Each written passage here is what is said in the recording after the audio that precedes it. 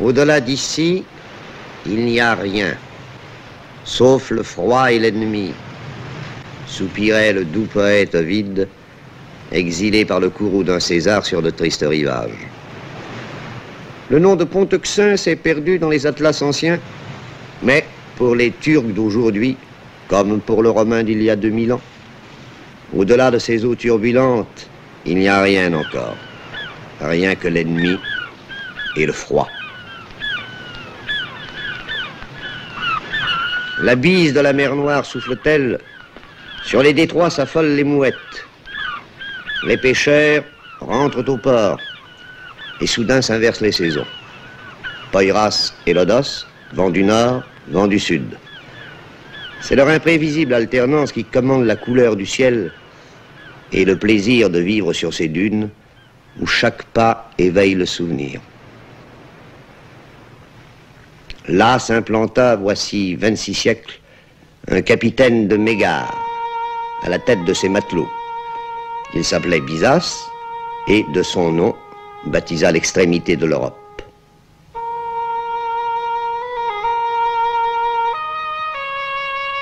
Byzance devint Constantinople, puis Stamboul, sans cesser d'être en armes la conciergerie des détroits. Enlacée par le fleuve marin qui fait sa diversité, la triple ville est inséparable du Bosphore. Elle porta 3 noms dans le temps, elle garde 3 noms dans l'étendue. Stamboul, c'est Galata, et aussi Scutari. 2 continents qui, au bord de l'eau, se souviennent chacun d'autre chose.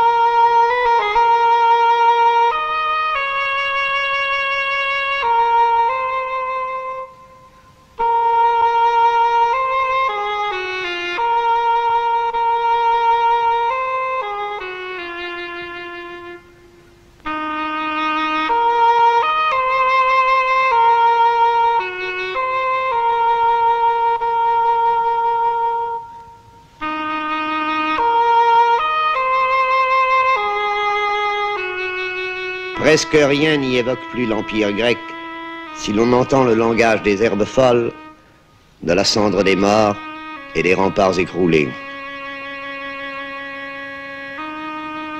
Au-delà de ces murailles commence l'Asie, avec cette Anatolie fauve et ocre, si méconnue, presque inchangée.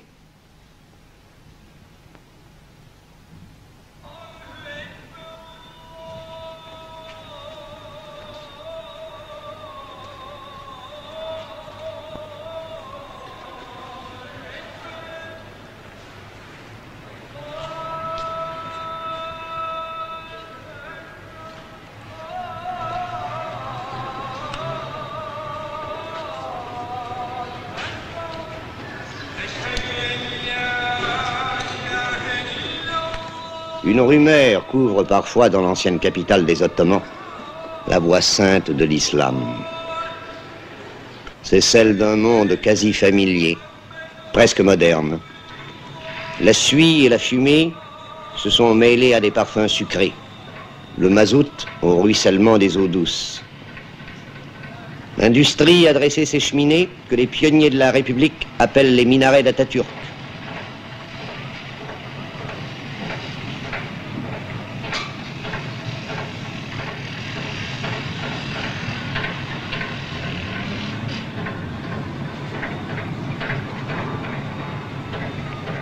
Les caïques servent de péniche.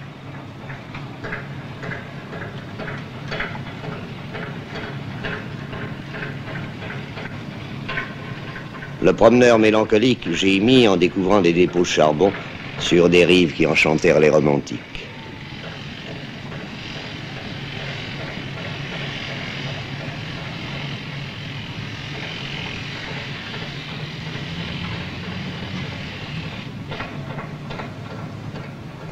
Mais pour cette âme friande d'harmonie, se dressent encore les 425 mosquées de Stamboul, héritage préservé du califat.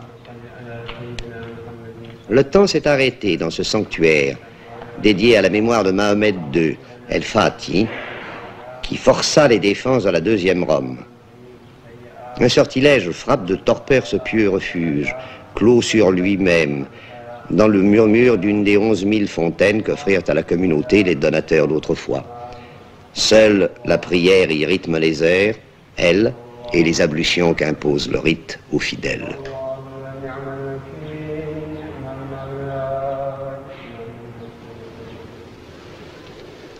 Ici se prolonge encore cette Turquie intemporelle.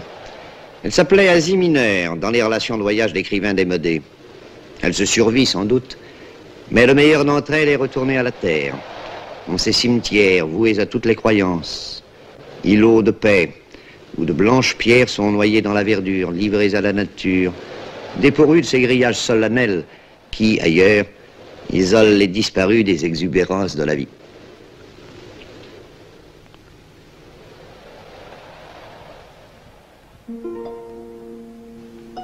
Des images venues d'un autre siècle, comme ailleurs il s'en offre, dans cette ville qui semble la capitale de l'immuable.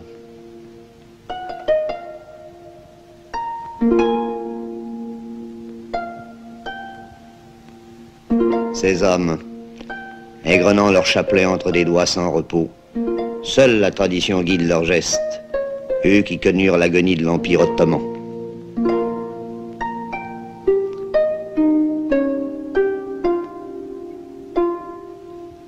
Le Turc n'est plus l'homme malade de l'Europe. Il a vaincu le mauvais sort. S'il a retrouvé le sens de l'avenir, c'est sans renoncer à ses habitudes.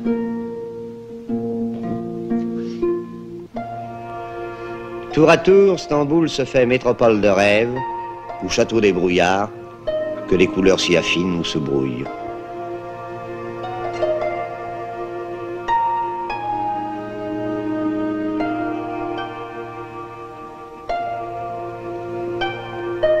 Le ciel se couvre-t-il?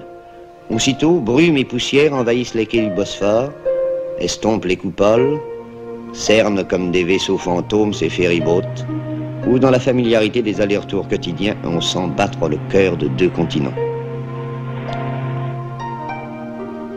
Couleur d'ardoise, de grisaille et de boue, c'est toute la ville alors qui part à la dérive et se noie en eau trouble.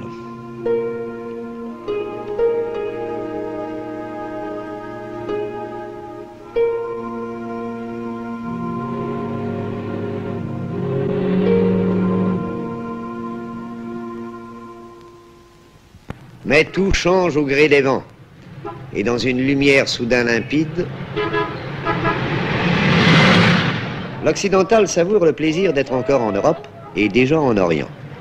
Orient familier, même si les faubourgs y gardent des airs de campement. Orient trompeur, mais ouvert à l'étranger par un peuplement composite, une tradition commerçante et la vocation européenne de la République.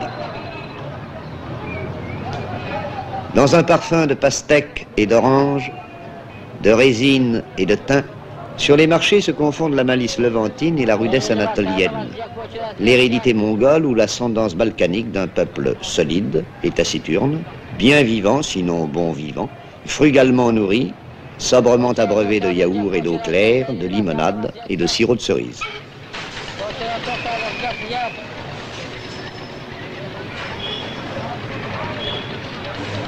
Au plus beau jour, lorsque le gris nuage des mosquées retrouve ses reflets dorés, Stamboul est unique au monde et fascine celui que la veille elle aurait rebuté. Dans le sanctuaire qui lui fut dédié, l'ombre de Soliman le Magnifique règne sur la ville conquise.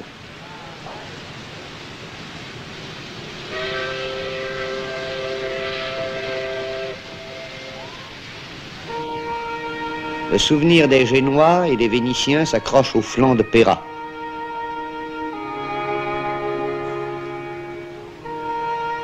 L'imagination fait son œuvre, au point que le lyrisme des étrangers baptise Corne d'Or un canal d'eau morte.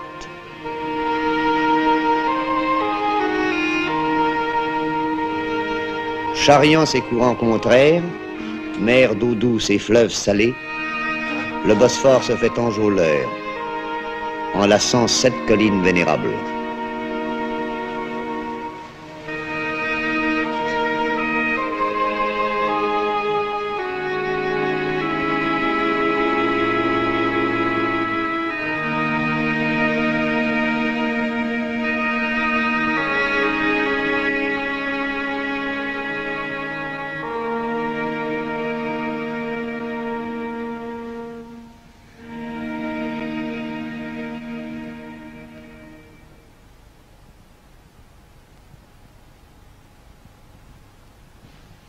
Par quel éclat d'orgueil Justinien salua-t-il l'achèvement du monument voué à la Sainte Sagesse. 107 colonnes. Il projette une coupole fabuleuse à 54 mètres du sol, en hommage au dieu de Byzance et de son image sur terre, le basileus. Depuis 14 siècles, ce temple sublime défie les séismes et les ravages du temps. Bien des édifices n'auront pas cette chance de durer dans une cité où, jusqu'au siècle dernier, la pierre était réservée aux bâtiments publics. Les riches eux-mêmes se bâtissaient des palais en bois, demeures patriciennes de vieilles familles, dont on aime le charme désuet.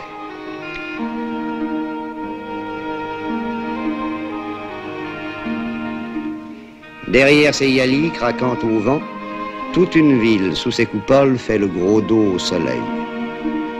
Elle dresse ses ogives étirées, ses arabesques pour kiosques à musique, au bord de l'avenue liquide que Léandre traversait chaque nuit pour étreindre sa bien-aimée. Stamboul a toujours le dernier mot. Elle triomphe dès qu'on s'en éloigne. Alors, une ville qu'on jugeait négligée retrouve son élégance. Et l'on oublie les détails pour ne plus voir que l'ensemble. Le soleil, au départ, rend-il ses phares à la vieille Constantinople. La décevante se fait inoubliable.